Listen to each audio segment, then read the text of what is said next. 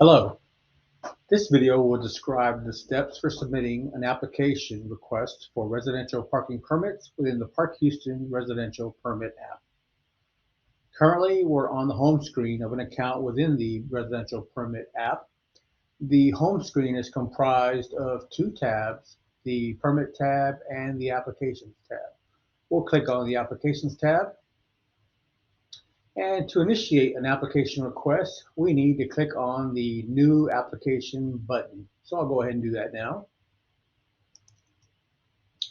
And this will launch the submission portal for the residential permit address and the documentation associated with the request.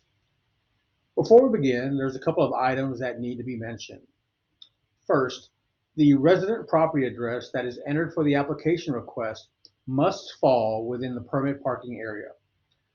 The submission portal will reject any resident property address that does not fall within the permit parking area. Secondly, in addition to a copy of the applicant's driver's license or ID, the applicant will be required to submit proof of residency for the property address being submitted. Proof of residency may be submitted in the form of a current utility bill, electric, water, or gas, a current lease agreement, or a current property tax statement. All forms of proof must have the applicant's name and the property address that falls within the permit parking area. So our first step is to enter the property address within the permit parking area that we are applying for. So I'll go ahead and do that now.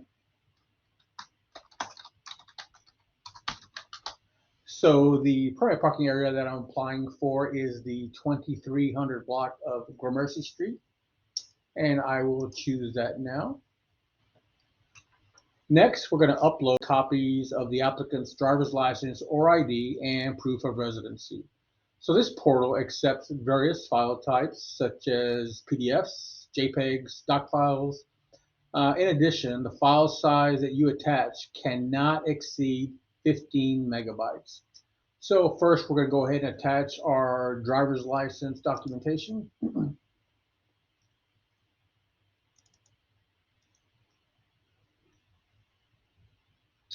And next, I'll go ahead and upload my proof of residency.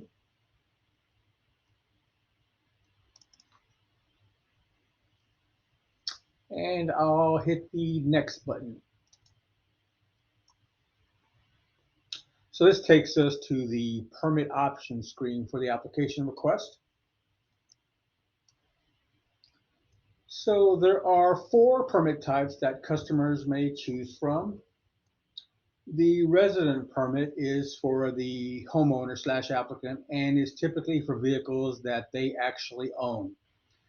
Any request for a resident permit will require a copy of the vehicle registration, which is required by city code, showing that the vehicle is registered to the property address within the parking permit area.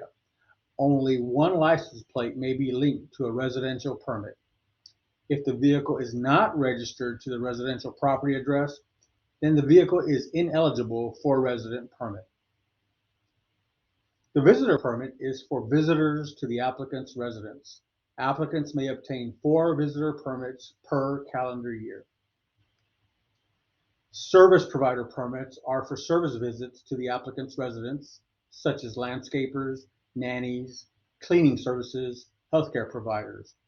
Applicants may obtain 2 per calendar year. The day pass permit is valid for a 24-hour period for visitors to the applicant's residence. Applicant may obtain 100 day pass permits during a calendar year. The visitor, service provider, and day pass permits are transferable and license plates may be reassigned to the permits. All permits run on a calendar year and expire on December 31st of the applicable permit year. Permits are prorated, excluding the day pass. So if any purchase occurs within the permit year, the customer is only charged for the remaining months of the year. Our first step on the permit selection screen will be to select the applicable period year for our permit request. The drop-down period field currently has 2023 for the permit year, which is what we want. Had this been a renewal request for next year, we could choose 2024 for the drop-down field, but for our instructional purpose, we'll leave it as 2023. So I'm going to go ahead and choose one resident permit, one visitor permit, and let's choose a couple of 2-day pass permits. Please disregard the 2024 day pass option you see below. This was included as part of our testing module. And under normal circumstances, you will not see any permit options available except for the applicable permit year. So I'm going to go ahead and click the next button. So since I requested a resident permit, the portal is going to prompt me to enter the vehicle plate for the resident permit, along with a copy of the vehicle registration showing that it matches the applicant's property address. So I'm going to go ahead and populate the vehicle fields now.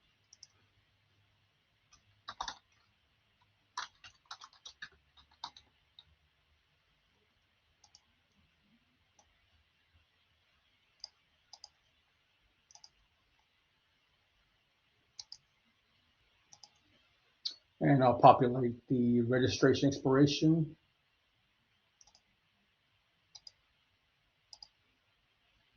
And I'll upload a copy of my vehicle registration.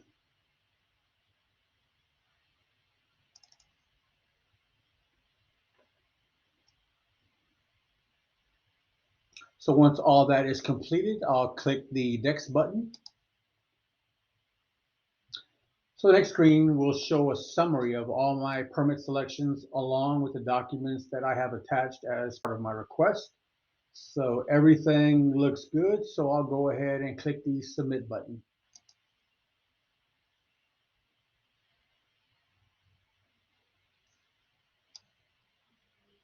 So the account is now updated to reflect that an application request has been submitted and that it's currently under review by ParkHouston.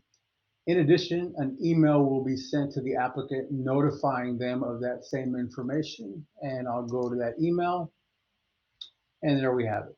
The application is under review, and once that review is complete, notification will be sent to the applicant notifying them of the approval status. This completes this video for instructions on how to submit a residential parking permit request.